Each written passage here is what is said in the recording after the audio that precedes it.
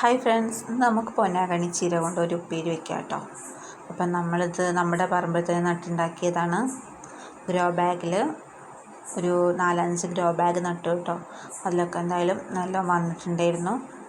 ഒരു 1.5 മാസമായിട്ടുണ്ടാവും ഏകദേശം. അപ്പോഴേക്കും നല്ല വന്നു. ഇത്ര കിട്ടി കേട്ടോ. ഒരു പിടി നമുക്ക് ഉപ്പേരി വയ്ക്കാൻ കിട്ടിയിട്ടുണ്ട്. നല്ല കഴുകിതാ അരിഞ്ഞു. അതിലേക്ക് വലിയ ഉള്ളിയും പച്ചമുളക് കൊടുത്തു. ചട്ടിയിലേക്ക് എണ്ണ ഒഴിച്ചു. പച്ചമുളകും വലിയ ഉള്ളിയും കൂടി നല്ലോണം വാട്ടി ഒരു ബ്രൗൺ കളറാകുമ്പോഴത്തേക്കും കുറച്ച് ഉപ്പ് ഇട്ടു കേട്ടോ. അതിലേക്ക് ഈ ലെവലാകുമ്പോഴേക്കും നല്ല വാട്ടിയെടുക്കണം. എന്നിട്ട് അതിലേക്ക് നമ്മൾ ഇല ഇടുകയാണ് കേട്ടോ. നമ്മൾ അരിഞ്ഞ് വെച്ച പൊന്നാങ്കണ്ണി ചീര ഇടുകയാണ്. കുട്ടികൾക്കും വലിയവർക്കൊക്കെ നല്ലതാണ് കേട്ടോ പൊന്നാങ്കണ്ണി ചീര. കണ്ണിൻ്റെ കാഴ്ചക്കുറവിനൊക്കെ നല്ലതാണെന്നാണ് പറയുന്നത്.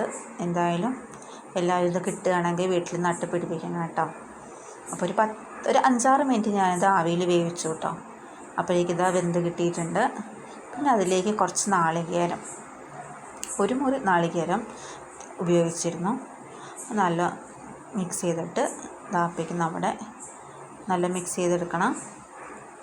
പിന്നെ വേവിക്കേണ്ട ആവശ്യമില്ല കേട്ടോ. വെന്ത് കഴിഞ്ഞിട്ടാണ് നാളികേരം ഇട്ടത്. നല്ല മിക്സ് ചെയ്തു. അപ്പോൾ ഇതാ നമ്മുടെ പൊന്നാങ്കണ്ണി ചീര റെഡി ആയിട്ടുണ്ട്. എല്ലാവരും ഇത് എവിടുന്നെങ്കിലും കിട്ടുകയാണെങ്കിൽ വീട്ടിൽ വാങ്ങി വെക്കണം കേട്ടോ. എനിക്കും കുറേ കാലം കഴിഞ്ഞിട്ട് അപ്പോൾ ഇത് കുറേ അന്വേഷിച്ചപ്പോഴാണ് കിട്ടിയത്.